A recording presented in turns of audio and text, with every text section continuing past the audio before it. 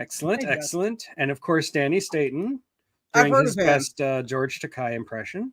That's his best? Okay. So much. And let's see. Indy is here with an early prediction.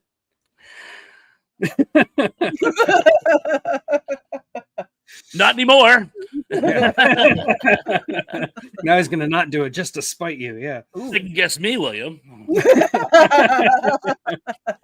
So anyway, the topic of today is going to be anthology movies. But before we get started, I know that Thrash has been dying to talk to me about The Illustrated Man, which is the review I did last week.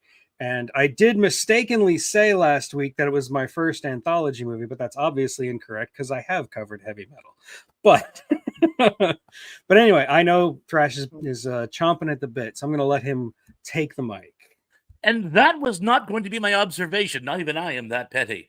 But I just have to say, you raised some absolutely phenomenal points, not just with The Illustrated Man and the works of Ray Bradbury, but as the anthology sub-genre as a whole.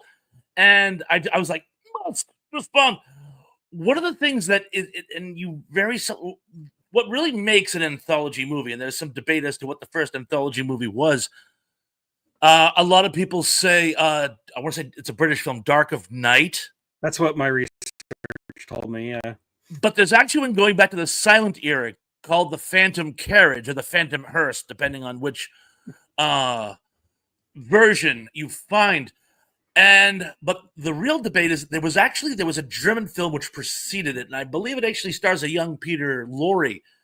And it's a collection of short horror stories, but it lacks something which all anthology films absolutely not only must have, but rely upon, and that is some type of framing device. There has to be some way to bring them all together, no matter how thin. And granted, generally speaking, and Illustrated Man is no exception, oftentimes it's just a collection of short stories, and they actually have to jackhammer in some type of framing device. Brian Aldiss did that with some of his collection of short stories. Galaxies Like Grains of Sand is one of them, or Star Swarm, where it's either like an anthology in time, where it shows the progression of Earth from World War III to the end of time, or just an intergalactic empire with various sectors. So a lot of people, I say it's actually the Phantom Carriage because it actually has a framing device. And in many cases, the framing device is more entertaining than the actual stories themselves, at least some of them. But The Illustrated Man has something that you almost never see, and that is the fact, and you talked about it as well, the framing device actually takes over as it's most as of the a movie. story. Yeah. And to the point, now, help me out here, because this is one thing I wanted to ask you, and I suppose I could have researched it, but it's your retrospect, so I should at least throw you some information. The actual framing story, was that actually written by Bradbury himself, or was that written by the screenplay writer? No, The Illustrated Man was a story within The Illustrated Man, and it was basically what the framing story is. Yeah. So it actually, well, I mean, I knew there was an Illustrated Man, but much like the actual short stories in it, they took tremendous liberties. Yeah, like it wasn't in the book, The Illustrated Man. It wasn't a framing device within the book. I don't think. I don't remember. It's been like over a decade since I read it. I think it was just its own story, and they turned it into the framing device because it kind of did make sense because he had stories tattooed on his body. Or sorry, skin illustrations, not tattoos. It certainly does. And one thing I had to pin a rose on your nose because you pointed out how the middle story, The Long Reigns, is head and shoulders above the other two. It is so particularly the Velt. I mean, I really think the Velt is a weak. I don't know if it lost something in translation, but I thought the Velt was like one of the weakest stories. I don't know how boring. Yeah, and sounds awesome. And it's also, I suppose at the time when the idea of the decline of the role of the father in the household and precocious children were a thing, it may have been a little more topical, but they even made it even more untopical because they get their revenge with holograms. It just, I don't know. There were so many better stories in The Illustrated Man that I'm surprised they didn't go with them. I think they just picked the Velt and the end of I can't remember the name. Days, last of days, end of days, whatever. They just chose those two because they would be cheap and easy to make, which is not a good way to choose your stories. And honestly, the end of the world story is completely different. Like in the book, it's just like this. It's almost like a tone poem about like a couple facing the end of time. And it's kind of interesting that they're just like going about their day, just like doing their routine and settling down for the end of the world. And that's it. That's the whole story. And the movie version makes it this whole thing about like a council having met and they have to kill their own children. And it's not in the story at all. And of course, and I'm not going to say spoiler it because anyone with a functioning cerebellum will figure out the twist ending. It's like, oops! Yeah, you don't have to be Rod Serling to come up with that one. Yeah. Yeah, no, really. But it's a pity because, as you guys know, Rod Steiger is my favorite actor of all time. So I really, really, really wanted to love this. And he certainly works with what he has available to him. But it's not a great anthology. It just isn't. I love your idea about making it like a Netflix thing. Yeah, like an anthology series would be really cool. Like just have like each story have its own episode. You know, I think that would really work, especially with the Illustrated Man. And they did that with Ray Bradbury Theater. In fact, a lot of the stories contained in Illustrated Man were actually used in the Ray Bradbury Theater. But yeah, I think there's even a version of the Velt that they did for Ray Bradbury Theater that is much better than the version you see in the movie. So it would almost have to be. Yeah. Well, in the short story, the psychiatrist is a much more integral character. He's not just like a narrator. So I can certainly see how they would make that better. But anyway, thank you for indulging me because if you guys haven't seen his Illustrated Man retrospect, you guys got to. I think it's some of his best work. You guys got to go watch it now. Not now because we're talking. Yeah, after this. Later. Okay, I want to say hi to some of the people who popped up in chat. Gary Carpenter showed up. Hello, hey, Gary. Good to see you, Gary. Nate is here. Kentucky Fried Movie. I'll confirm it was on my list. Mr. Wilkinson is here. I call him Mr. Wilkinson because he's not actually Kenneth. Oh, well, I called him Kenneth because that's what I still call him Kenneth all the time in the chat. He answers to Kenneth. Awesome. Not Kenneth.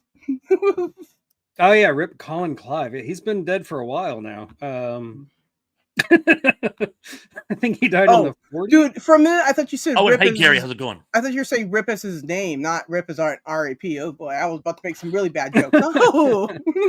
Kirst is here. Hello, Kirst. Oh, yeah, Cyril's awesome. Zero. Oh, yeah.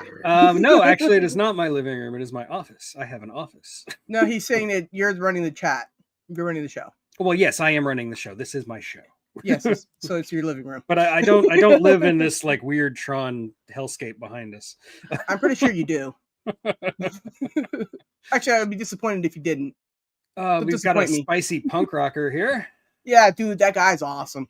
All right. Look, check his channel out. He does challenges, eating challenges with like really hot things. You know, the Scoville scale of like, oh my gosh, why would you even? Yeah, that one.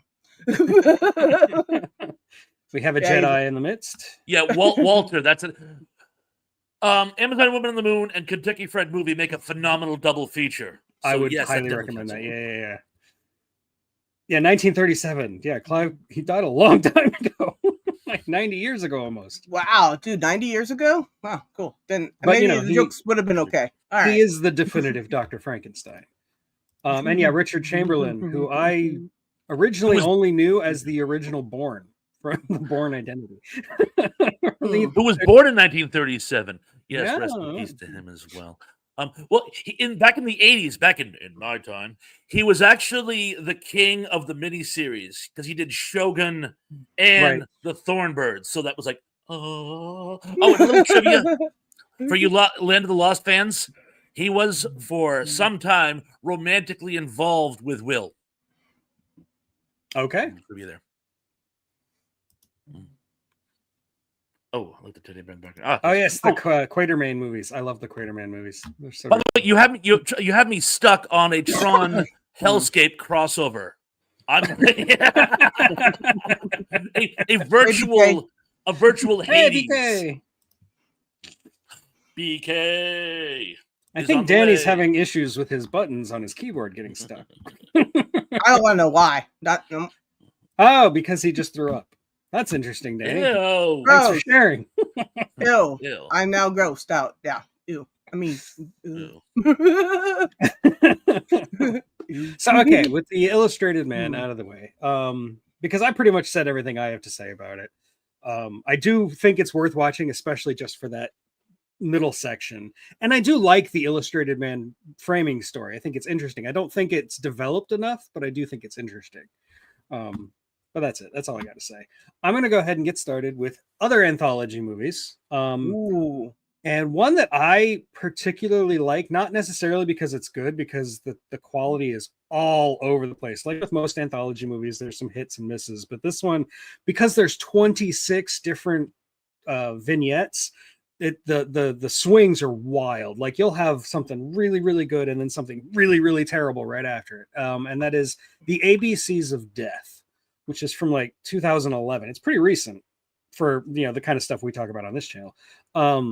And the reason I like it is because basically the whole point was they took 26 different directors from basically from around the world and gave them $5,000 each and said, you have a letter, take this letter, come up with some word that starts with this letter and make a little vignette based on that. Go. And it has to have something to do with death because it's a horror anthology, or supposedly. And they didn't really give him any other directions than that. And so like you get these completely different interpretations of the assignment. Like some of them are really like horrific about like, you know, blood, guts, and gore and horrible things. And then you'll have the next one where it's some weird Japanese thing about some girl who loves to smell farts because why not? And then she dies by getting sucked into another girl's butt. It's that kind of movie. It's so random and so weird. And that's kind of why I love it, is because like you just don't know what to expect. And some of them are hard to watch, and some of them are just like, what the hell did I just see? You know? And some of them are just like you could tell they just kind of phoned it in, you know, like every once in a while. But I like that. I like the kind of like roulette aspect to it, that you just don't know exactly what's coming next. And because they don't tell you what the word is until the end of the vignette, sometimes you spend the whole time just trying to figure out what the word is. Like, what is this about that has to do with the letter Z, you know, like, so yeah, The ABCs of Death. I highly recommend it. But like I said, don't expect everything to be great because it's not, but it is fun. So that's the first one I want to talk about. And you know, I've never seen it. I'm kind of ashamed myself that I never checked it out. I think I was working mostly nights when it was on, so I didn't see a lot of like nighttime TV. But yeah, I watched it just recently, like this last week, and I watched it on YouTube. I had to sign up for Magnolia Select, so you get like a free 1 week trial. But that's how I was able to get it. So if you're interested, that's how you do it. They don't make you watch the Tom Cruise film, do they? No. Oh yeah, I want to be punished. Frogs? Yeah, no. No punishment. I don't want punishment. That was the best I could do on such short notice. Hey, Tom McCluskey is here. Hello, Tom. Tommy. Tristan is here. Hello. I don't think he had a segment in it. No. I remember Rick and Morty did an episode called The ABCs of Beth. Oh, man. Clever. Okay, so I'm guessing you haven't seen it either, Sarah. Nope. I didn't even heard of it. Okay. So if it was around like, what would you say, 2011? Yeah. No, I was out living my young life, doing my young things at the time, wherever that was. I don't remember. I was young then. Who knows? There was kind of a resurgence in like horror anthologies around that time. There was like that and VHS and a couple of other things. Wasn't that right after the Masters of Horror came out, and that caused the whole? Oh yeah, I think Masters of Horror probably kicked it all off. Yeah. You see, I'm not really big into horror movies at all because I don't like the kill for kill's sake stuff, and the things are just too far fetched. I just go, oh, that's bad writing. Anyways, but that's just me. Yeah. You know, and then you get some weird plot complications. It doesn't make sense. And I'm like, I don't know, man. Why does everybody fall down? I mean, I've been chased by people. I've never fell down once. You know, if people can't find their keys, I got it in my hand. I'm running with it. I'm good. go. Roger Ebert wrote an entire book about that, about really Quite stupid cliches. Oh, stupid cliches. Yeah. Oh, yeah.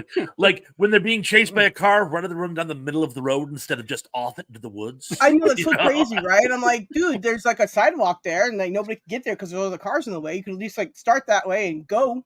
It's crazy. I'm like, dude, you could try. No? Oh, yeah. You got run over, you don't know why? That is crazy. Anyways, Or people trying to like go to one side or the other, and then they do the squirrel thing because the car keeps moving with it. And Oh, serpentine. It's all serpentine. Yeah. But if you just got away from it, it wouldn't happen. Like you could literally like go to the side, it would pass you, come like behind it. Even I mean, they could go in reverse suddenly. You could still like go the other way. It's crazy. Anyways, yeah, Tristan, awesome. those are the only two I've seen. I know there's like 6 or 7 of them. Like there's too many VHS movies, but I did like the first 2. But anyway, that's not what I'm talking about. Well, anyways, yeah. As far as like movies go with that, I can't think of any other than the Twilight Zone one because I saw that. And I'll start with that. I love the Twilight Zone series, right? I love the series, right? And then when I saw the movie, I was like, well, this is quite questionable. Anyways, besides that, I did enjoy it overall. I just watched like a few months ago recently again, right? I guess that was recent for me. Yeah, a few months ago. Anyways, and you know what? Because when I really originally watched it, I was like a teenager, and I was just not. I was not feeling it, right? But watching it older now, I'm like, you know what? This isn't as bad as I remembered it. The graphics are terrible still, but that's besides the point. But we don't have to talk about them. But I really did like it overall, especially that I'm older. It's amazing. Yeah, I mean, like every single that's an example of where every single vignette is actually pretty good. Like I don't think there's a bad one in the bunch. Well, I mean, the first part where they're talking takes way too long. I still think it does. I mean, it's not as bad as I remembered it, but it still takes way too long. It freaked me out as a kid. You want to see something really scary? Like that actually did freak me out as a kid. Well, see, but then I had already seen what you call it, Large Marge, so I was cured, so I'm good. They really do establish the heck out of that opening sequence. Yeah, you almost forget. It's like Jeepers Creepers. You almost forget you're watching a horror movie. Yeah, it's like, it's just two guys like telling jokes in a car, singing, Midnight Special. Shine a light on me. Just a little side note. When I was a senior in high school, there was this kid. He was odd. Very odd. More about that later. But the weird thing is he was obsessed. He was obsessed with that whole segment. And every time he came into class, he would go da da da da da da da da da da da da da, and it never got old. And it never got old. And the weirdest thing is now he was gone from school for a while. I won't say why. Calls for hearsay, Your Honor.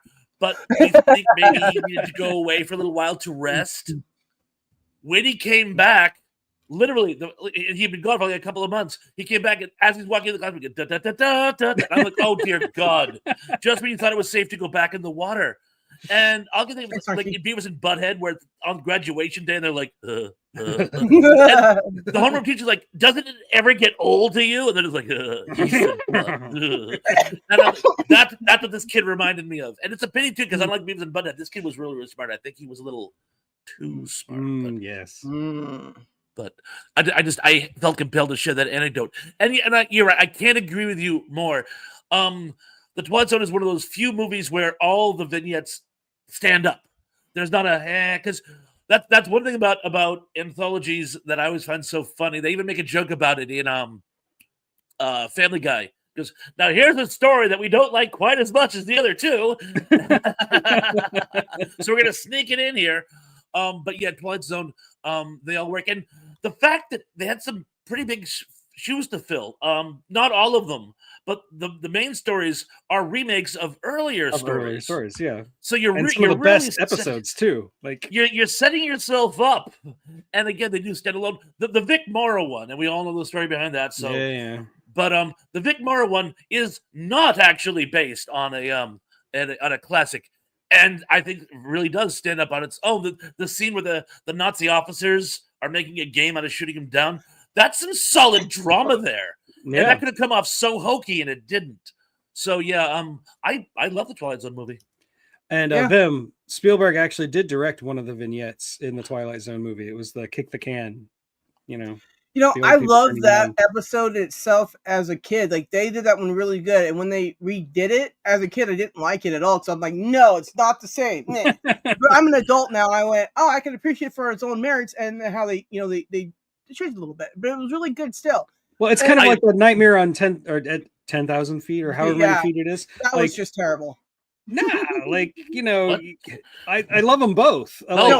It's in a good way terrible.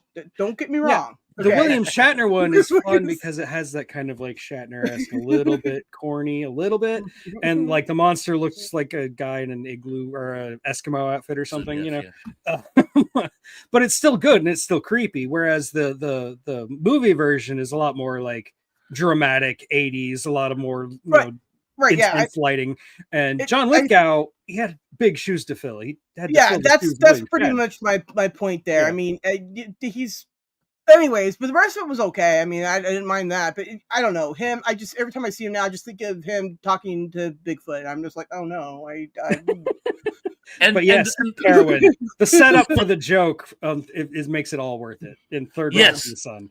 Thank you, Kerwin. That is, in my opinion, one of the funniest moments in TV history. It is. Okay, so when that show came out, I was an 8th grader and I had zero interest in it. And now that I want to go back and watch them, I can't find them anywhere. Oh, that's a shame. There's some really good stuff in that show. I like it.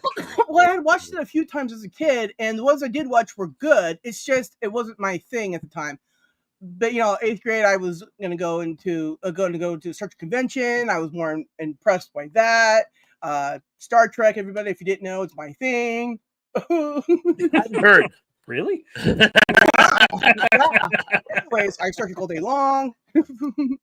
I'll compare you to every episode of Star Trek. Just watch. The funny thing about Kick the Can, and don't hate me, Sarah, I think I like the reboot a little bit better because it actually extrapolates on what the dynamics would be. But one thing I have to mention, and I'm sure you folks all already know this, but one of the reasons why we saw stories like that and others, as we all know, Serling suffered from an almost debilitating sense of nostalgia. He wanted to go back to his idyllic childhood so much he became preoccupied with it, particularly as he got more on in years. Probably because he never liked the post-war world for actually pick a reason.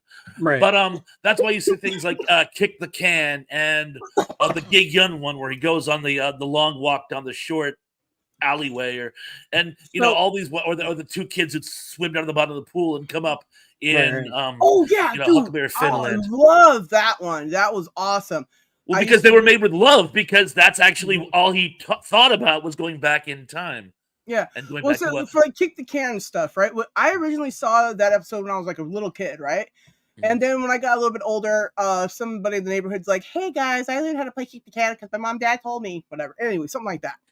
Anyway, so we went out late at night and we played Kick the Can. And when I was playing it, suddenly that episode came back to me, right? And I was like, dude, I gotta remember to play this when I'm old, just in case I can't go young again. So that'll be my thing I'll do. I'll probably film it because YouTube will still be around by then, I'm sure. Famous last words. Yeah. Well, there will always be VCRs. Well, yeah, there will be. In my mind, I see them all the time. IBM is an unfair monopoly. Nobody will ever compete. Yeah. Oh, what's IBM? IBM?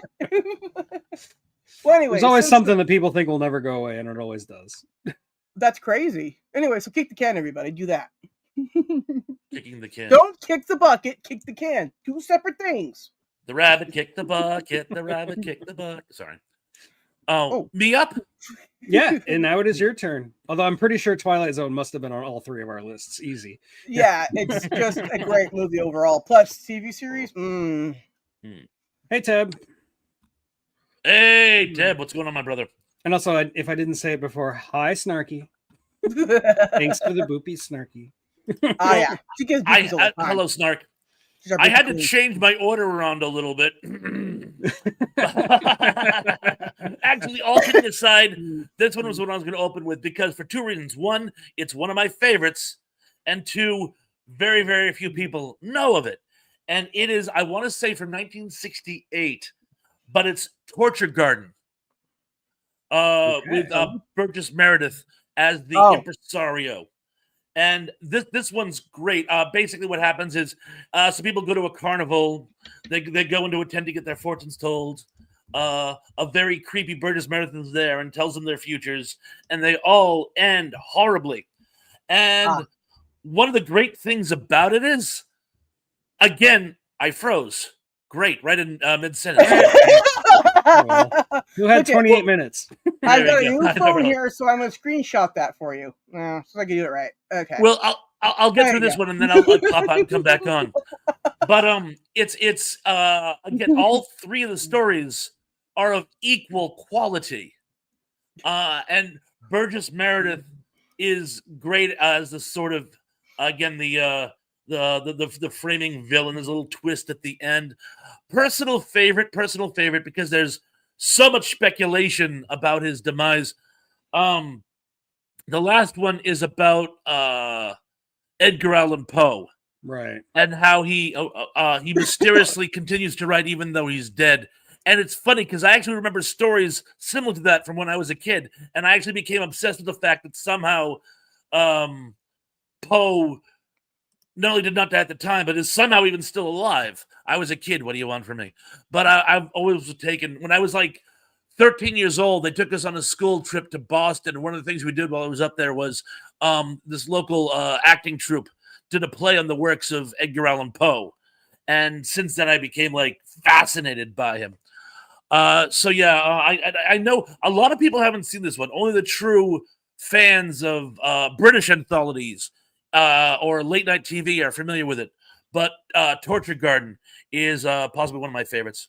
If not I my just favorite. looked it up because I've never even heard of it until now, and it's got a lot of like Hammer regulars involved in it. Even though it's not really a Hammer movie, but it looks great. And yeah, I was also obsessed with Poe when I was younger. Specifically his death.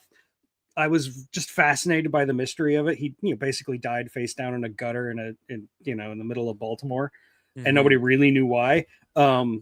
And I read whole books about it, trying to figure out the murder mystery, because I was like, I was young and I thought I could figure this out.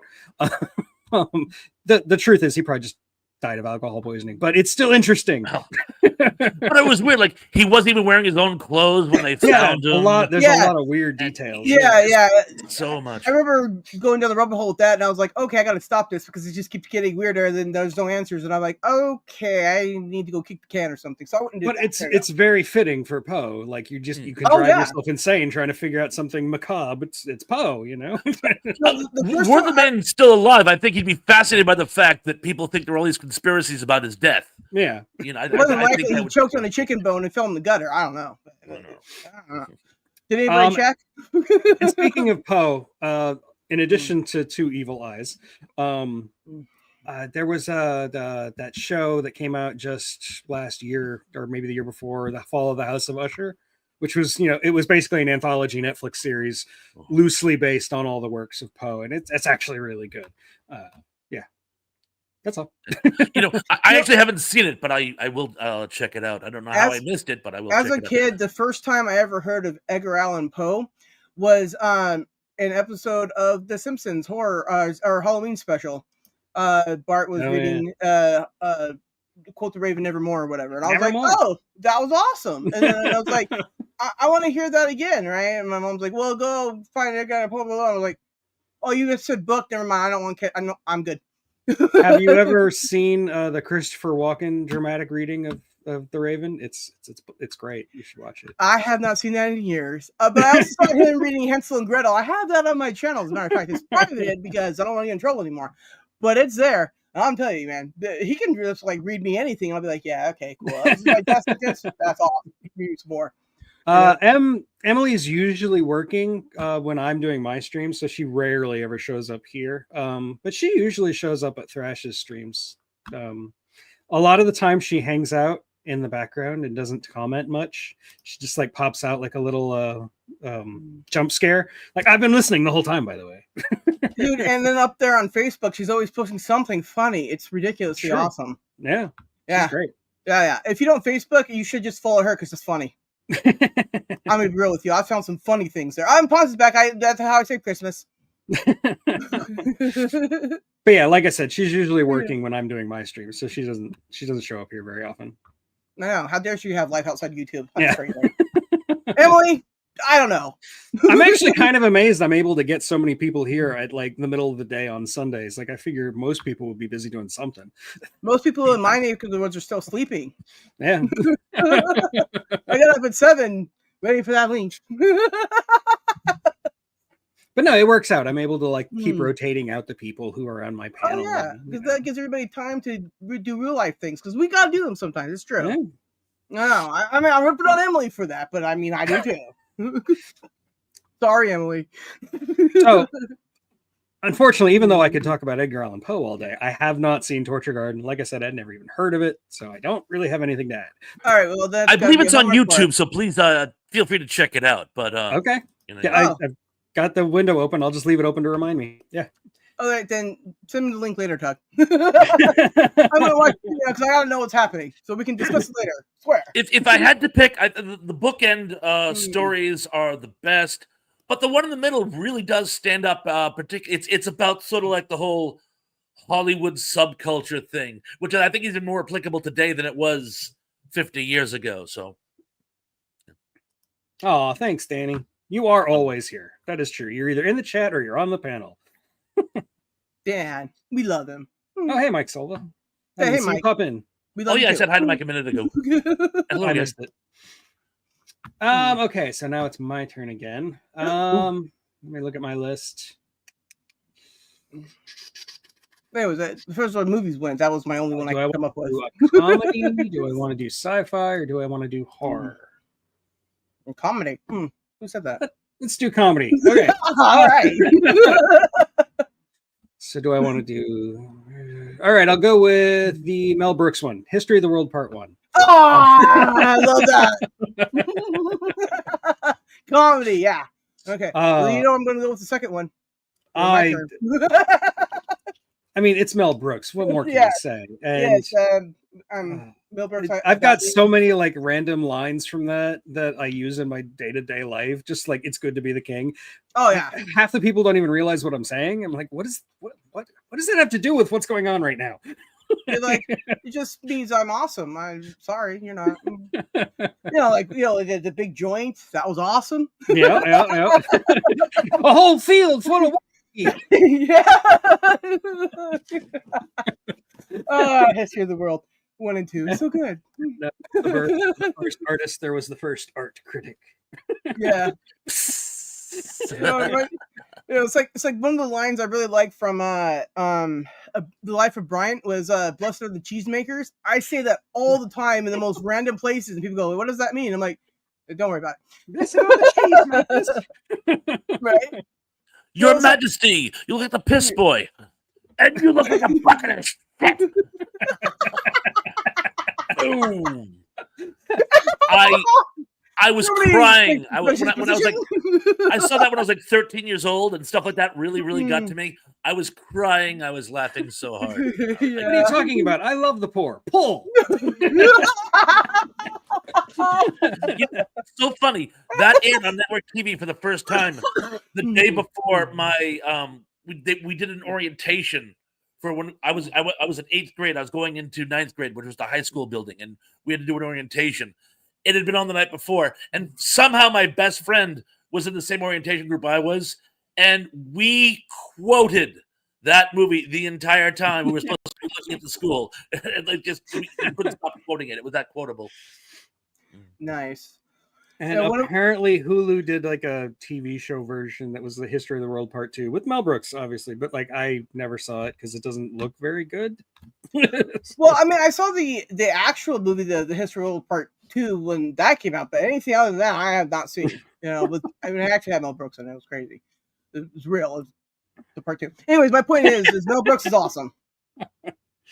Mel Brooks is Spaceballs. Which I've covered on this channel.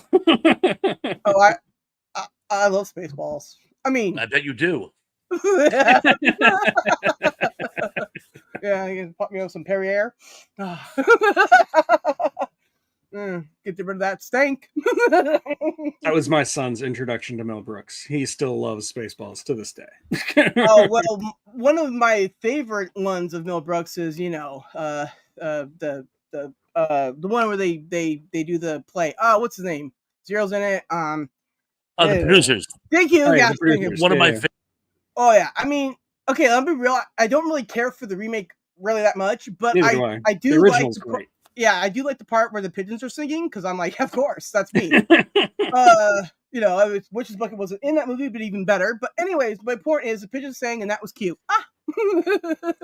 They lost me when I found out they didn't have LSD and not the drug, the actual actor. Right. Oh yeah. When they eliminated Dick Shawn's character, I'm like, and I'm out. Yeah, I can't do this. Hi, Golden Rage of TV. Oh, hey, brother. I love that photo of you with Bowther Bowman, by the way. That is treasure. Yeah, Pons has his frame down. He's going to get a tattooed on his arms. Crazy. He showed me the patterns. It's awesome.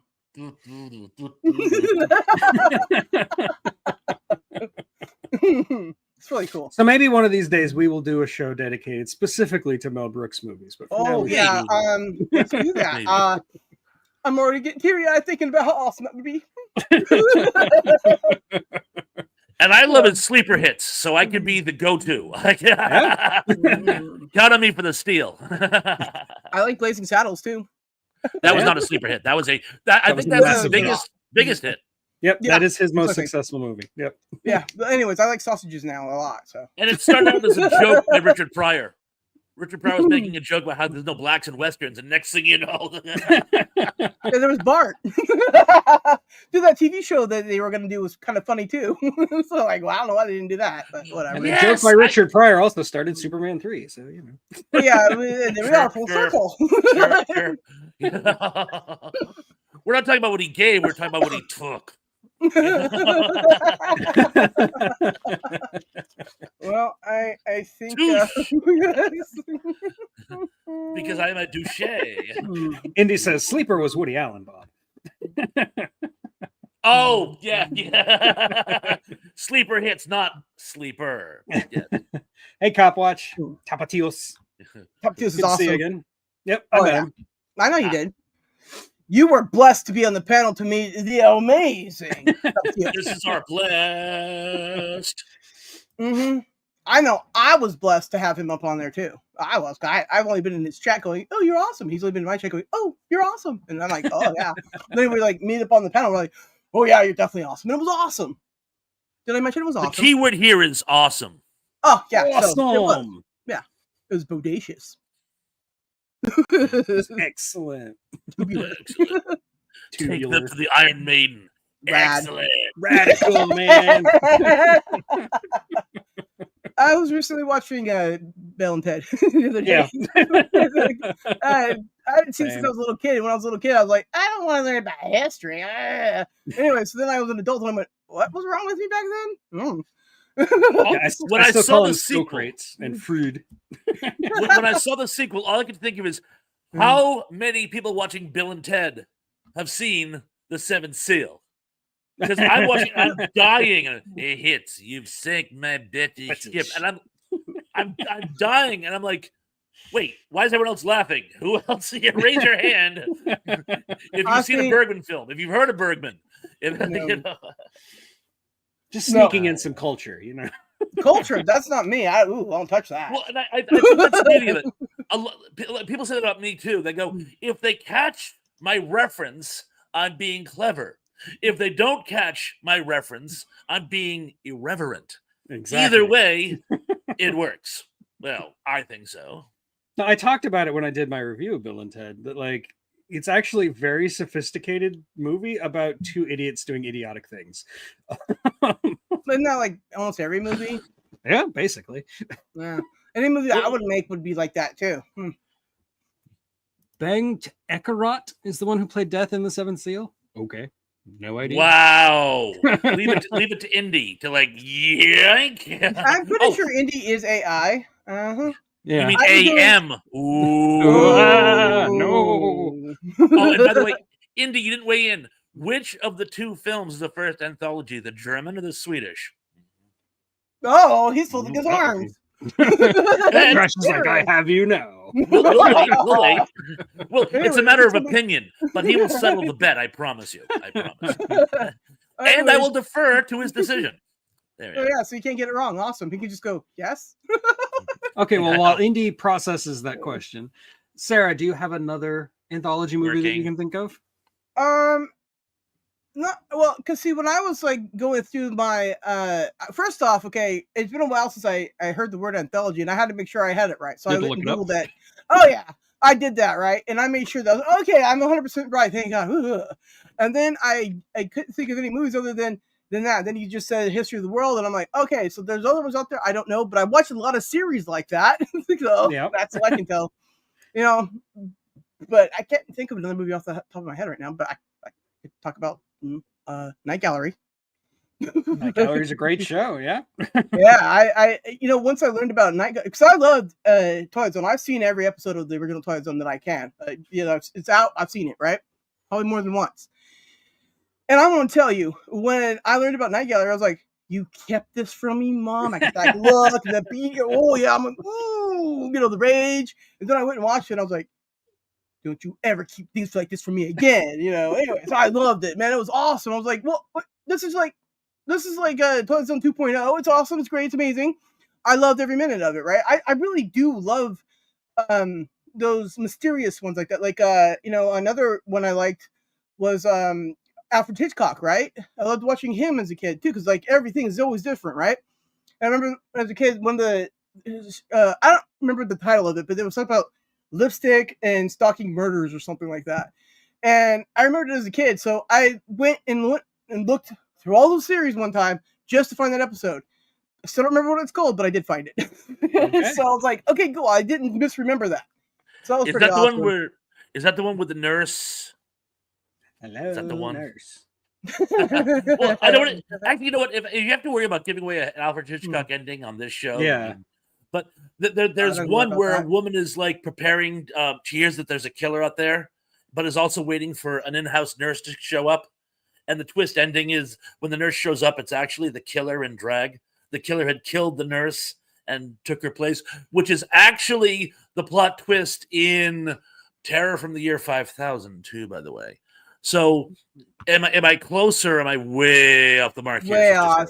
I think this one had like a leg of lamb in it too or something. Or maybe that's just one I saw next to it or something.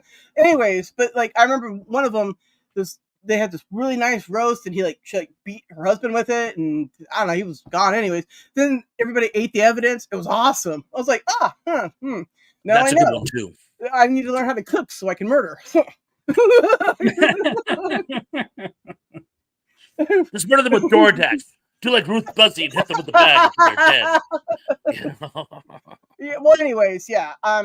That's too much of a paper trail. That won't work. You don't have to use plastic bags. Oh. Did you know that you could like put your fingers in plastic? And go, it's crazy. Like Sarah, my experience with Night Gallery was very similar to yours in that, like, I remember loving the Twilight Zone. It was like one of my. Still is one of my favorite TV shows of all time. Go-to shows, yeah. Like I don't have anything to watch, I'm gonna watch Twilight Zone. And yeah, I used to also watch Alfred Hitchcock Presents a lot. I was big into the suspense. I loved Alfred Hitchcock from a very young age. And then they did it right. I was like 12 before anybody told me about Night Gallery, and I'm like, what the heck, man? Why? I was in my 20s. Why did I not know about this? This is so great. Anyways, I think it was TV Land or something like that, right? Or Me TV or something. When I had cable or whatever, like, and anyways, we're gonna show all these wonderful other shows. And I'm like, what is this? I'm watching this. Hey, Mom, do you know blah, blah, blah? Oh, I'm in my 20s, the Mom. fun thing about Night Gallery is that the quality was wildly different. Some of them were like classic. Some of them they do a rendition of the thing on the steps.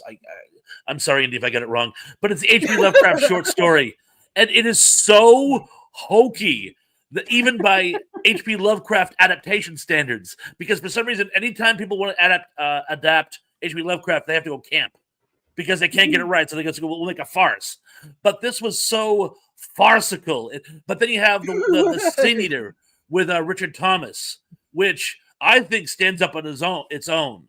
That's an absolutely amazing episode. But they go wildly.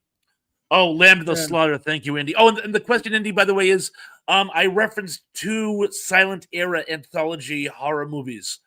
Do you count Phantom Hearse as the first because of its use of framing device, or the collection of short stories from Germany, which has no framing device, even though because it predates the Phantom Hearse? He missed the question. It was only sporting to give it back to him. Right. I understand. But yeah, there was a lot of great anthology TV series from back in the 50s and 60s. You had Nightcrawler, you had Out There, you had The Outer Limits, Twilight. Oh yeah, The Outer Limits too.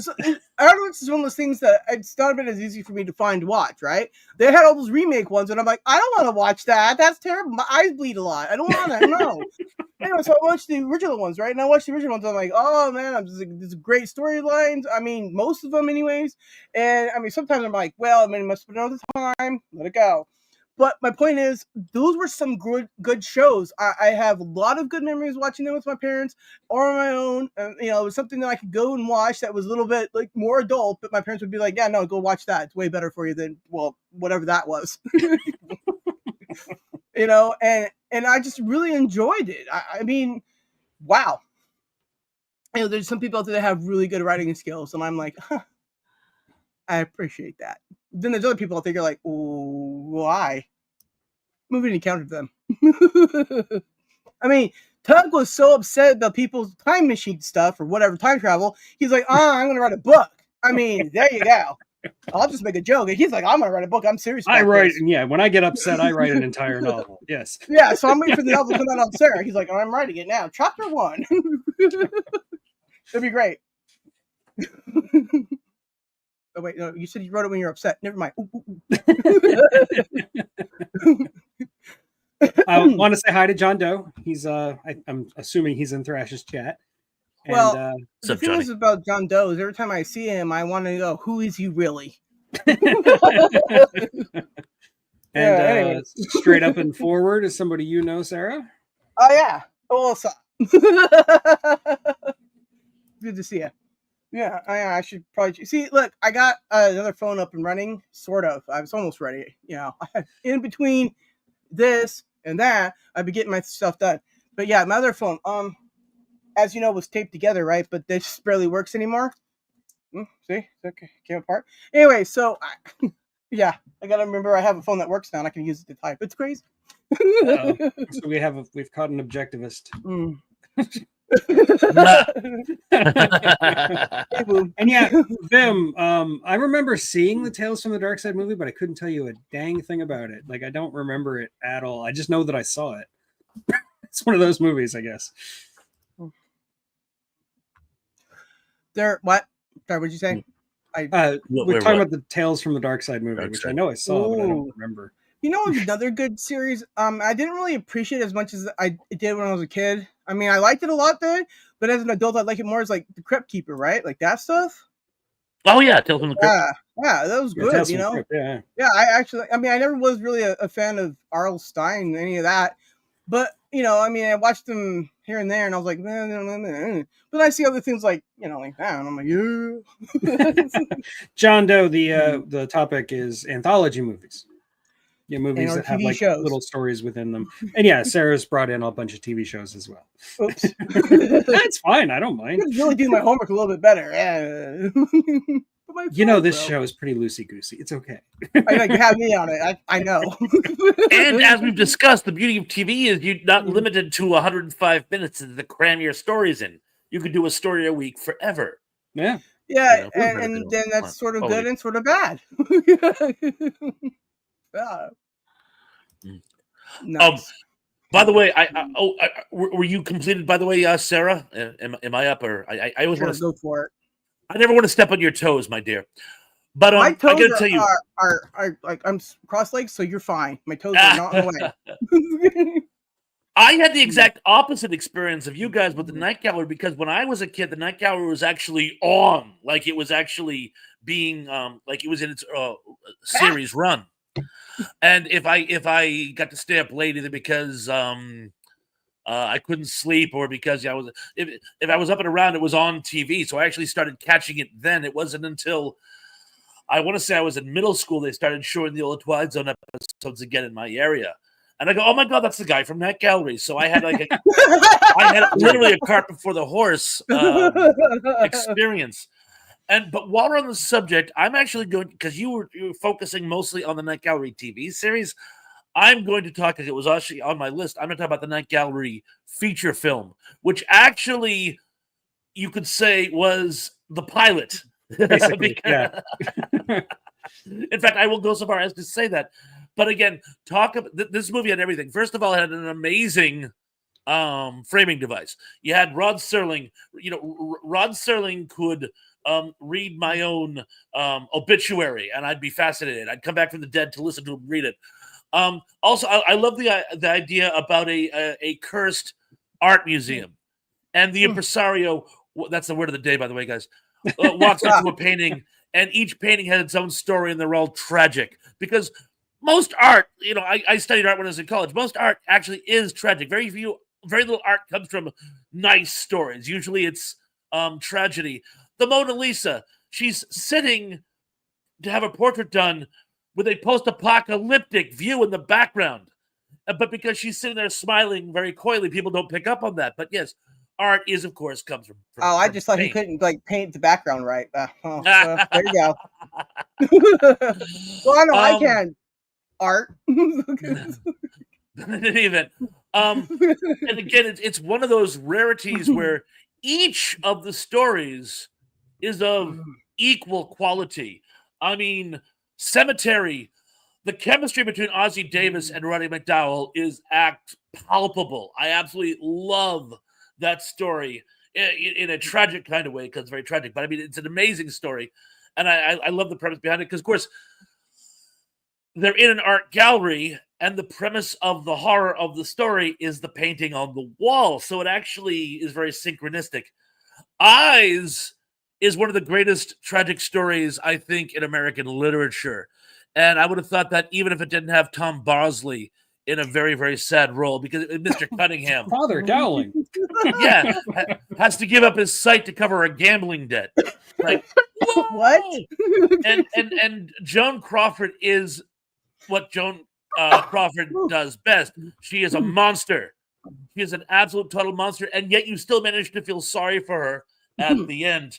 And that's good writing. It is, and Escape Route is just classic. It really, really is.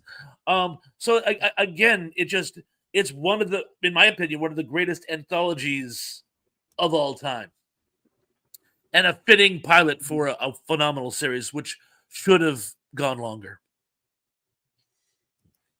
Yeah. Well, Karen Black, that's Trilogy of Terror, right? Not where she's a Nightmare Warrior. Oh, okay. So that must be a different. I'm actually not familiar with the Nightmare Warrior, unless you're talking Freddy Krueger. And Karen Black is not Freddy Krueger. That was Robert Englund. True. So Robert Englund is a national treasure, as we know.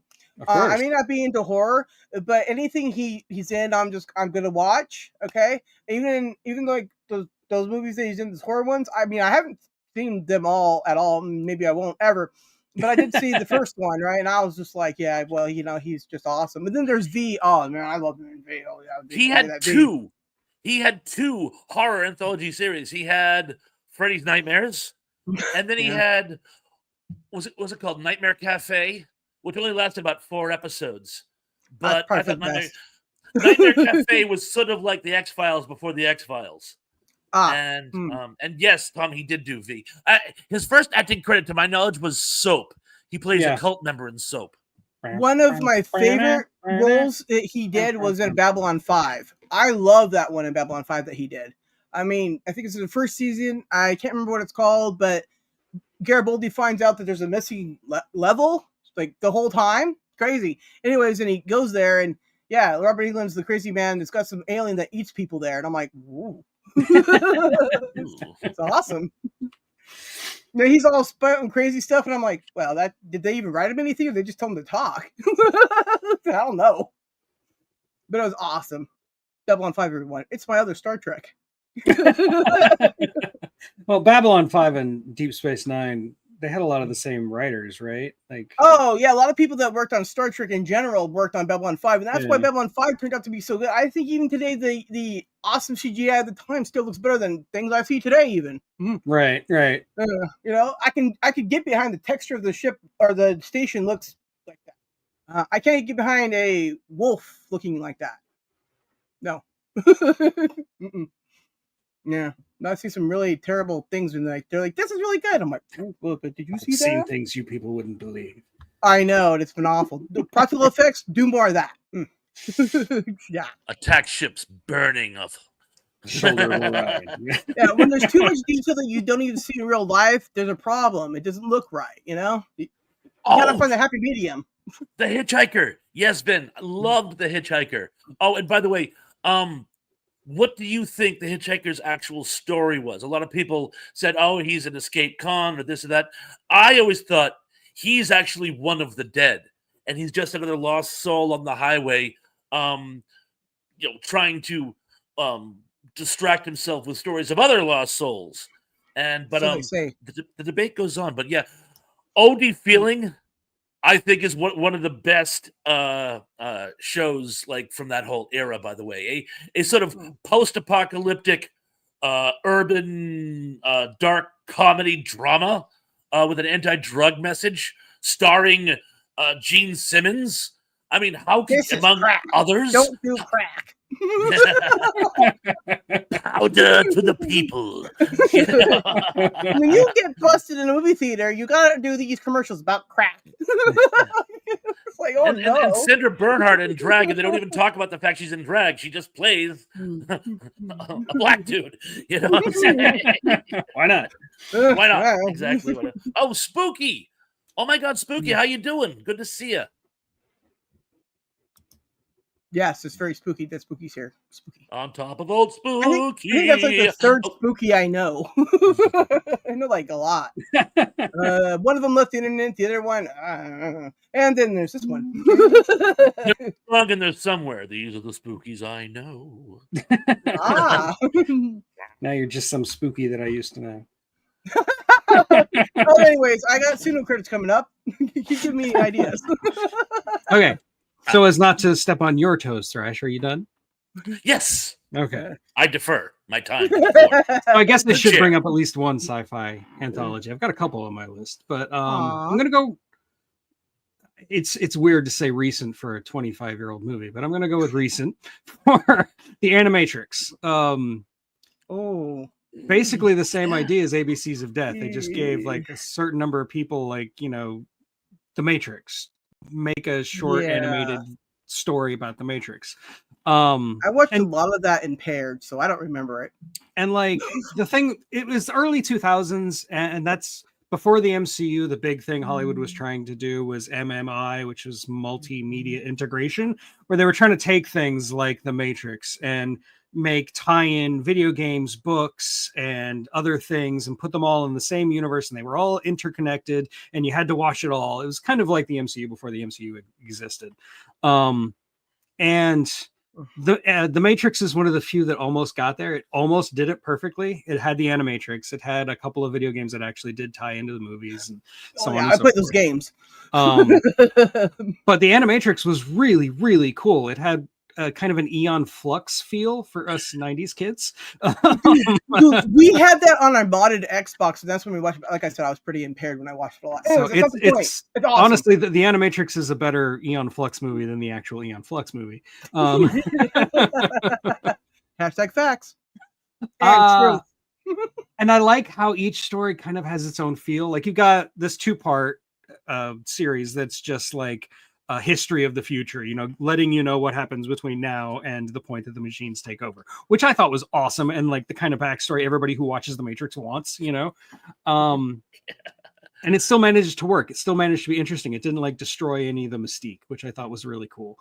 And then you also had one where it's just like some kid in a high school who's like struggling with life, and he finds the Matrix, and stuff like, I mean, like every single story was a little bit different. There were a couple of really not so great ones. Like there's one where some guy keeps running until his legs fall off or something. I don't remember. Oh yeah, that was interesting. I remember I watched that one back a lot. I'm like, why did it? Oh, anyway, never mind. But that's the moral of the story is overall pretty good. You're right. Yeah. Mm-hmm. Yeah.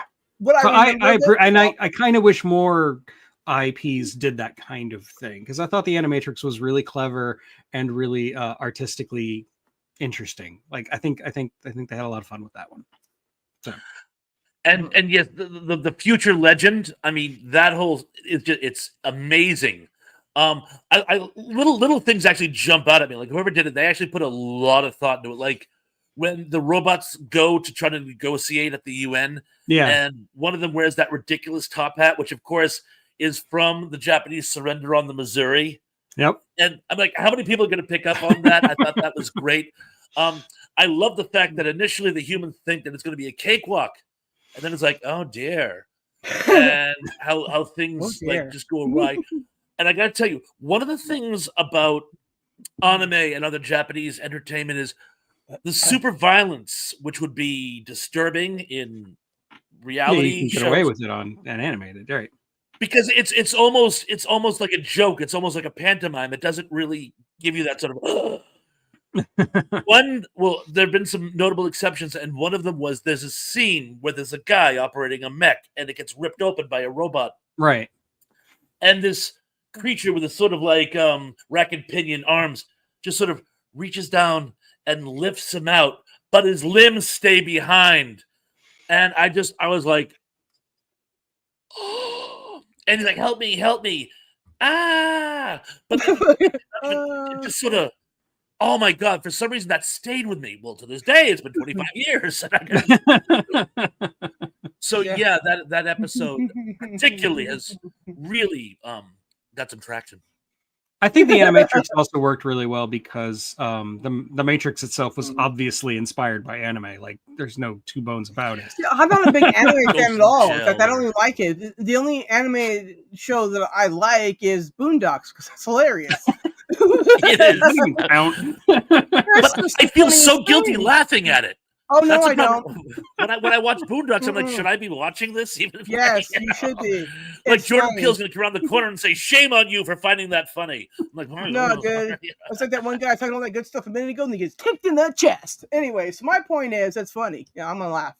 Well, Tom, I'm pretty sure if you can find one, there's a Matrix pinball game out there somewhere. I've never seen it. I have no knowledge, but I'm sure it's out there. Ask Chance, you know. Yeah, true. If you don't want to Google, just go ask Chance. I'm sure he'll get back to you. Go to Stellarfest. Go stalk him next week. Dude, you know the one pinball game that I played like the most? It was at the skater rink. I mean, I go skate, and then sometimes I wouldn't even skate. I just stand on my rollerblades and Star Trek pinball all day because Star Trek. Oh yeah, right. Nancy Cartwright was the babysitter in It's a Good Life. I forgot about that. Good call. And Kevin McCarthy was the dad. Yeah. that I knew. Hans just blew up. Actually, Kevin McCarthy was the uncle. The dad. The uncle. Yeah. The dad was the father from Cousins, identical cousins. Yeah. Help a brother out here. I just want to keep the going. Patty Duke show. Yeah. Oh, yeah. I was going to get there eventually as soon as you sing some more bars. But anyways, he was in everything too. By the way, Duke. Yeah, he was for sure. He was like, "Yeah, we don't want any more of that singing." And no singing. Oh yeah, I love Monty Python's "Search for the Holy Grail." Yes, best line out there. Some call me Tim. Well, since I probably won't get another turn, I did want to give an honorable mention to Meaning of Life. It was either I was either gonna talk about Monty Python or I was gonna talk about Mel Brooks, and I chose Mel Brooks. So. Like I said, dude, Monty Python. I will. In fact, if you watch, most of their shows are a series of movies or a series of vignettes strung together. So any of theirs would really fit. But Meaning of Life is the one that literally falls into the template of anthology. They have the best song ever in there. And now for something completely different. I mean, that's big. Oh yes, that's more of like a skit. I use it as my transitional just in my daily conversation. So I'll be like, blah, blah, blah, and now something completely different. And they're like, My son even says that. He has no idea what it's from. Well, that's even funnier. Because blessed are the cheesemakers. Yeah. Favorite line. I love that line. I'll get that tattooed on me. Blessed are the cheesemakers. I'll be like, what does that mean? I'll be like, but hey, Sarah, if you want to talk about the meaning of life, go ahead. Okay, so the meaning of life is awesome. It can be your turn. The only thing I don't like about the meaning of life is when the guy like overeats and blows up. Because I love that. I was just really gross though as a kid. I'm like, I also didn't feel very good at that time. Might have been hungover. Not the point. I'm not as a kid. I wasn't hungover as a kid. I was an adult when I saw this. Excuse me. Let me clarify that. Swear. It's all above board, legal. 21. Swear. Anyways, point is, I might have been. And but that part was a little bit hard to take. But of course, I had to go buy that movie because I saw it. I'm like, no, why don't I own this? What's wrong with me? And in the beginning, like, there's a really good song, right? It's about don't waste things sperm. It's awesome. Anyways, and it says Mormon in it, and like I grew up as Mormon. I'm like, I'm like 5. Anyway, so I highly recommend the movie. It's really funny. Every sperm is grand. Anyways, keep going. That's great. If the sperm gets wasted, God, quite irate. Yeah. Right? Anyways, so that's why now, because that song. Look at Dad's out there going, whoa. I just remember in that segment, like you've got one of the Monty Python crew in drag just doing the dishes, and all of a sudden a baby just falls out. Like, oh, we got another one. Yeah, this is really good. I mean, it's been a while since I've seen that one. I've seen all the other ones more than I've seen that one, right? Because some of those ones I can't really watch around my parents. I mean, my dad's dead now, but I'm at her house. So, anyways, so I will be catching up with that again. And speaking of the Seventh Seal, it has one of my favorite Grim Reapers, The Meaning of Life. The salmon moose. Did you lose 10 salmon? Oh, I'm so embarrassed. if I could just say no, Americans. Yeah. See, I love British comedy. I find it superior to all comedy because everyone is stupid. There's not just one group that's more dumb than others. Because I mean, they're all pretty dumb, like humans are. Anyways, and I love that, right? I love British comedy because it's like everybody's got some type of lameness, and you're like, what's their gonna? Oh yeah, well that's crazy. Also, I just love how British humor can be both incredibly lowbrow and sophisticated at the same time. Yes, it's like classy but low class. Oh yeah. It's brilliant. Like one of my favorite TV shows, just a little tangent, is Blackadder, which you have to be like really knowledgeable of history to get all the jokes and to follow the wit, but like it's such a dumb show, but I love it so much. Dude, I like Black Book. That was good. I like the IT Crowd, and Mighty Boosh is one of my most favorite. Mighty Boosh, of course. Oh, you gotta have Mighty Boosh. Yeah. So you're a Mighty Boosher. I love you for that. Yeah, of course. So Geek, we will be talking more about the Crack Fox later. Yeah, I grew up watching things like Are You Being Served? And what's the one with Mrs. Bucket? Keeping Up Appearances. Right? Yeah. I mean, there's. I mean, I guess it really started with Benny Hill and my parents going in. Why are you watching that?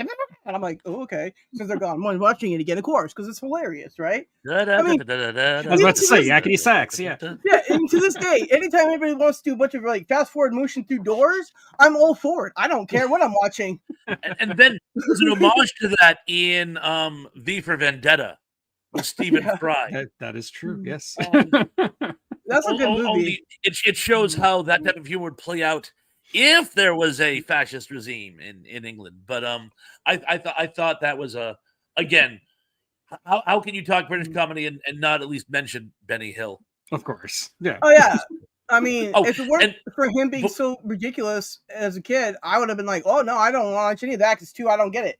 No, he made it fun. He made you want to come watch it, right? If you didn't get what he was saying, his actions were funny, right? Or the other actions were funny. Or the Speed Vision was great. I love Speed Vision as a kid. I make fun of it to this day. That's great. And the weird thing was, everyone thinks it was like Jiggle TV, where all the humor was the fact that there were very scantily clad pretty girls, and it's like, no. Well, there was certainly a lot of that, and I was 13 when I started watching it, so it certainly was one of the reasons I turned back in. But like little sketches he did, like there was like one where they didn't have a sound connection, So they were reading off a teleprompter, but one was one question behind. Yeah. And every response was like really, really wacky. Because, what's it like being married to an unusual man? Well, I don't get it as often as I like. Anyway, so we should definitely have a British comedy show of shows. Oh, absolutely. We could definitely do that. Yeah. I'll add that to the list next to Mel Brooks movies. Oh, yeah. Don't play anything from BBC because you'll get your channel taken down, or the show. Because whoopsies. Yeah, I know. The BBC is pretty crazy. Yeah. Oh, dude. They hit you faster than anything I've ever seen. I mean, I've been able to fight them and win. It's like one of the few wins I've gotten on my channel. I fought them over Triffids. Oh, Toho is worse. Triffids is awesome. Toho is worse than the BBC, but the BBC are tough. Oh, but before he scrolls over, I got one of my favorite little factoids in The Meaning of Life was the scene where they're fighting the colonial warfare. My leg was bitten off by a tiger, and the natives go, "A tiger in Africa," and they run off. I saw it when I was in high school. I thought it was a reverend. A friend of mine actually explained that to me. What had happened was, as we know as adults, tigers aren't indigenous to Africa. They're from India. When Edgar Rice Burroughs wrote Tarzan, he didn't know this. So throughout the entire first book, he was fighting tigers. And his friends who had actually served in the Royal Military in India said, so he had to literally rewrite he had to cross tiger out, but in panther or leopard. And cat that belongs here. And apparently this was like a joke in like British literature that they actually threw that in there as sort of a tip of the hat to the conundrum of Edgar Rice Burroughs, and I had to throw that out there because it's one of my favorite fun facts, and it shows how intelligent they are. Monty Python isn't dim; it's actually very, very, very intelligent. It's funny because when I watched the Tiger King, anyways, when I watched that, right? And we all watched it, okay? Yeah, I know. And then chick talked about getting her arm bitten off by the tiger. That movie flashed in my head. I was like, ooh, that did not help. Anyways, that was very interesting, and that was the last time Well, anyways, I got rid of Netflix after that. I wanted to do my own show called King Tiger, which is about a German World War II tank crew that goes back in time and teams up with a dragon to save a damsel. On YouTube. That'd be really cool. Yeah. Anyways, it'll be an awesome YouTube reality series. So, hi, Tracy. I understand groceries are important. You have to feed yourself. Yeah. Oh, what's for dinner tonight? I mean, I haven't even had lunch, but what's for dinner? I got meatloaf cooking. Oh, I'm coming over. But you got right now. You have it? Well, no, not yet. But it will. Okay. Listen, I'll just hit everybody's house tonight for dinner. Great. I'm trying to lose weight, so I'm having a bowl of Cheerios. Oh, well, I like those too, so I'll be over. Are they honey nut at least? They're fine. I see. I don't like honey nut. I don't like artificial honey. Like honey nut? No, I hate artificial honey taste. I can't stand it. I hate regular honey. See, I can take regular honey and I could all day long. Ooh, and I have. And my parents have been mad at me for that. But anyways, never mind that. I guess it's the diabetic in me, but I think honey is one of the most delicious things in the world. It's a free country to an extent. Listen, I happen to really love bee barf, okay? So look, it's my favorite. Bee vomit. Yeah. Yeah, I mean all day long, baby. So apparently Tracy's having spaghetti, which also sounds wonderful. See, I'm not a big spaghetti fan, but I'm going to eat hers. It'll be fine. I actually had spaghetti last night. So last night I had Alberto's, so I had fried nachos. It was really good. Carne asada, guacamole. Nachos on Cape Cod, Alberto's is like an Italian fine dining restaurant. So this is like my favorite fast food Mexican restaurant out here. Whatever, I ate it, so it's good. I applied there as a bartender. They didn't ever call me back. And yeah, Tracy, people in the chat are already talking about the Zuni Doll Trilogy of Terror. It's already been brought up a couple times. Of course it has. She knows that. She's making sure that we know that she knows that we know that she knows. Pork loin. I always have pork loin in the freezer because it's like my go-to if I run out of ideas and I just need to get something done. I'll just make a pork tenderloin because it's easy. It's not kosher. If I had a house of my own, right, mine would be bacon, right? So that would be my go-to for everything. again. Yeah. Like, look, I don't know what I'm cooking tonight. I could do steak or bacon. I'll do both. And then with vegetables, I haven't got around to my potatoes yet. But anyways, I'll eat the meat. I love meat in my mouth. Yum. Oh, is me up? Yes. Good. We got way off track. Yeah. Well, that was fun. I don't want to keep indie in suspenders. Okay. So yes, I am going to do what is quite possibly my favorite sci-fi anthology and talk about heavy metal. Of course, that was the other sci-fi on my list. Obviously, thank you for not taking it, and I could tell you didn't use it because you wanted me to have it. Exactly, I was waiting for you to have the opportunity. Thank you. Such a good guy. This is why we love our geek. I'm probably gonna have to omit some of the stories that I've told on your channel 30 or 40 times by now, like the BOC story. I'm sure we've all heard that one. We all have memory issues on this channel. It's fine. I don't remember everything, so continue. But getting back to the whole framing device element, one of the things that I thought even as a kid, now the Lochnar is a really, really cool entity, and Percy Rodriguez, I could, fall asleep to his voice. He had the coolest voice of all time. But the thing of it is, the Lochnar is only marginally, at best, linked to some of the stories. Ironically, and I should open up with this. We were talking about how some stories are better than others in anthologies. In heavy metal, the comedy, the comic relief stories, I thought were very, very weak. The Hanover Fist, I mean, other than the cool twist ending and the courtroom scene, which is very funny, it doesn't fit the rest of the show. Neither does the whole Lochnar sketch. And what's even worse is So Beautiful, So Dangerous. I remember watching that as a kid and said, what am I even watching? Okay, one robot is trying to seduce a Jewish secretary, and the two aliens are snorting coke. Is this? I love that. Listen, okay. I was not one of the aliens in this movie. I'm going to tell you that right now. Okay, but opinion is divided. I said back then that I thought that the fit wasn't particularly entertaining, and it's amazing how much people disagree with me. They go, "That's the best part of the whole movie." So I mean, I can see how you think it's like a little tonally awkward. Like it doesn't really match the tone of the other stories in the movie. I get that. At all. I don't know, dude. Aliens doing blow. I want to hear more about that. But the Lochnar, man, stop calling it coke. But it's whatever the Lochnar is a pendant. Blow. But the Lochnar is a pendant in the alien's necklace. Yeah, it doesn't really make a lot of sense. I'll give you at all. And okay, in Hanover Fist, did he find the Lochnar at an earlier scene and that's what gave him superpowers, or was it just a fluke? He happened to find it right before he goes into his bit. I was probably midichlorians. Well, what I found out was initially the Lochnar was something that they decided to go with. They had another idea initially. It was going to be a merry-go-round. And what happened was the girl would get off, and every time she got back on, one of the horses or rides or whatever would have another story. Right. And I'm like, that is such a better framing device than a Lochnar. I guess, to bring Tarna into the mix. It made it more the Terrakians. It just made it more dramatic. But one of the things I got to tell you, as far as the actual stories go, B-17. That's the standout. Yeah, that's the standout. I was going to say you sunk my battleship. So, but Den of Earth and Tarna. Those are all amazing stories.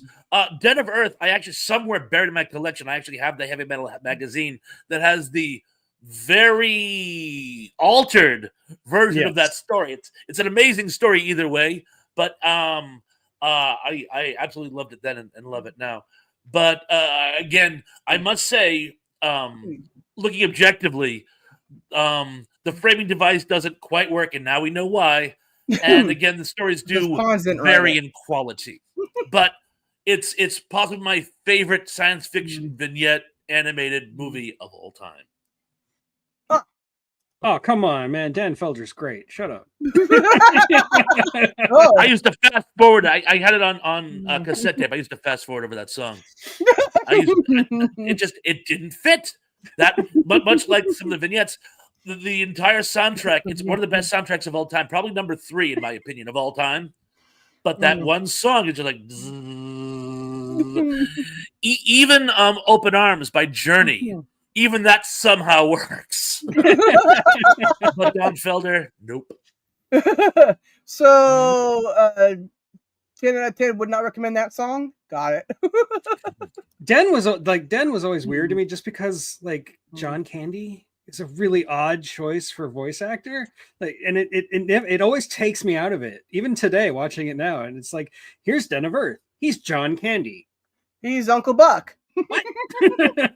I can see that. No, you're right. I think they did that on purpose. Yeah, honestly, so, God, I think they did that on purpose. But you remember him, that's for sure. Yeah, I definitely remember it. And Tarna's like a third of the movie. It takes up a lot of screen time. And it is great. It's iconic. I had a crush on her. And of course, we all did, didn't we? I mean, she showed us things. I love the South Park rip on Tarna. Like, the whole episode is just boobs everywhere. Like, everything is a boob. Yes, and Kenny is just infatuated. He's like, this is the greatest thing ever. Well, he's not wrong. No, he's not wrong. And that's pretty much how I remembered it. Yeah, exactly. You're just like, yeah.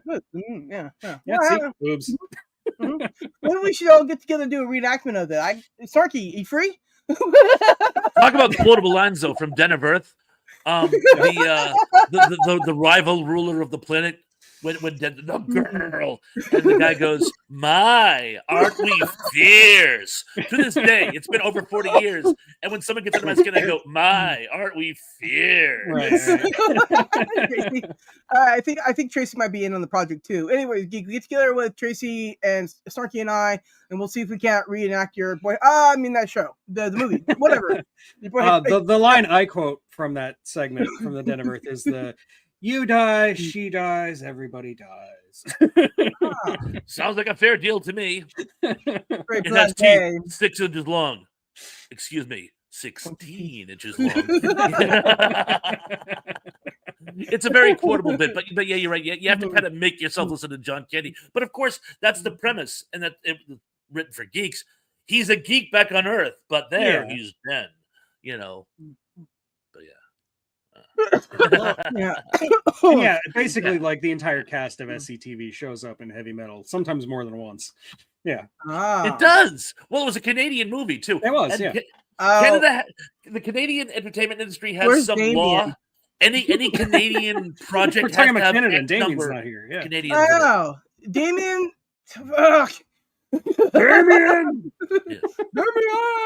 Well, that very short-lived sci-fi series, I think it was called Star Lost, the one that was inspired, like Harlan Ellison got the project going, but they butchered it so badly he literally wouldn't do anything with it. He said, "Call me Coriander Bird" in the credits. But it was filmed in Canada, and it was so funny because the Canadian TV Institute, you had to have X number of Canadians in every episode. All the Canadian actors had moved to California to get work in Hollywood. Their agents were calling them frantically, "Get your ass back here. I have a part here in Ottawa." They're looking for any Canadian to be in this show. And that's why Walter Koenig was in it. John Colicos was in it. But they all went back to Canada just like being. But did you notice that Damien didn't go back to Canada for it? Huh. He would he even been alive? Like, I don't know, okay, but it's funnier. I was 7 when the Star Lost came out, and I think I'm at least 10 years older than Damien. Like, an alien, okay, because he lives in Florida and he's from Canada, so he has to be an alien. Anyways, and that way he lives forever. He is an alien. Yeah, well, no, I don't mean like that. I just meant from outer space. I love how the South Park movie, we go to war with Canada, and Canada's winning. Yeah, let that be a lesson to you, America. It may not be as easy as it sounds. Indy, I just want to say, Indy, don't worry. There will be a part 2 because my list is really long, like really, like Harold the Hatter long. Oh my! We will do an anthology on anthologies. Yeah, of course. What was the other thing I was going to say? People were talking about heavy metal and the soundtrack, and the thing that I mean, I love that soundtrack. It's a great soundtrack. I have it. I listen to it all the time. But to call it heavy metal is a misnomer. I mean, heavy metal is based on the comic book, which is, you know, actually, I think somebody said it in the chat. It's actually screaming metal is what it translates to, but they called it heavy metal because heavy metal. And there's actually no heavy metal on that soundtrack. Okay, Journey is not heavy metal. No, definitely not. What are you talking about? It's the heaviest thing I've ever heard. Yeah. Mm-hmm. A great soundtrack, but no. Yeah, it's not heavy metal at all. Sure. Journey, man. And, sure. Let's see. Indy wants to know what the trivia is tonight, Bob. So let's go ahead and start wrapping up. Well, tonight I'm with our friends Danny and Sister Sarah. This Sister Sarah right here too, by the way. And as you know, when we do an ensemble cast, there will be no trivia tonight, but we will be talking about some of the best of the old made-for-TV movies from the 70s and 80s. Oh, wow. Okay. Anyways, I think TV movies are awful in general. Growing up as my generation, everyone was just terrible. I mean, did you see all those Disney ones? I'm not counting those. Okay, Danny, every exception has a rule. So, Danny, you got a point there. That sort medium metal. Yeah. Fair. Yeah, so tonight will be great. I'll be on the button, so everybody will be type in chat and throw it up. And if the people on panel who can read don't read it, it's not my fault. Blame them. But I threw it up. I mean the comments. I didn't throw it up. Food, Kate. That's not what I mean. As for me, I've got a remaster of an old video from Universal, of course. It came from outer space. That's going to drop in like half an hour. But the real prize is next week. I have a video dropping on the Quatermass experiment, which is a video I've been meaning to make for 5 years. All right. This is a movie that I don't think gets nearly enough recognition for being as important as it is. I've never heard of it, so that'll be cool. Exactly my point. I've heard of it. I know you have. And I have some notes, but I'm gonna like... We can talk about it later after my video drops. Exactly. Must suppress wise ass. Must you? And yes, Indy, the autocorrect, when I was writing my script, man, it was pissing me off. Because I was pissing it off, kept typing experiment that way. And it's like, no! Wow, see, Carowin, it is on my Patreon. I already put it on my Patreon, so you can go see it there. Or if you're a channel member, you can see it right now on YouTube. By the way, Tug, I'm not back yet. I'll be back soon. While we're on the subject, I can watch your stuff on the Patreon, but for some reason it doesn't let me comment. I've tried different things, doesn't work. But I do watch your stuff straight away. I just can't tell you. You talk about it, so I know you do. Okay. No, he's faking it. You know he's faking it. He just knows you, Tug, and he's reading your mind, really. What are you doing? One can't fake product knowledge. That's the first thing I learned. Well, no, he's got some of that alien blow. It helps his mind because he's human. Plutonium Nyborg. Whatever. Alien blow. He's got some. I send you my address after the show. Oh, that reminds me, Thrash, before you go, because I know you usually have to drop immediately. Just email me your physical address. I wanted to send you something. Ooh, he's gonna send you. Never mind. I'm not gonna say that loud on him in this show. Stay tuned for another day for me to say that words. Ixnay on the Audinay, you know? Right? Ooh. Stay tuned for next week. I might. Big Brother is watching us. But and also, as I said before, my brother's in here. Oh no. We will be doing anthologies again next week, so look forward to that. I don't know who'll be on the panel yet. We'll figure that out. I'm guessing it'll probably be people. Damien will probably be there. Thrash can always come back if he wants. Hans, everybody loves him. I mean, you know, I've got my rotating crew, so you know them. You'll see them. Keeps it fresh. It's awesome. Yeah. Okay, so until then, you know, the usual stuff. Never be ashamed of what you love and all that. And I'll see you guys tonight. Thank you and good night.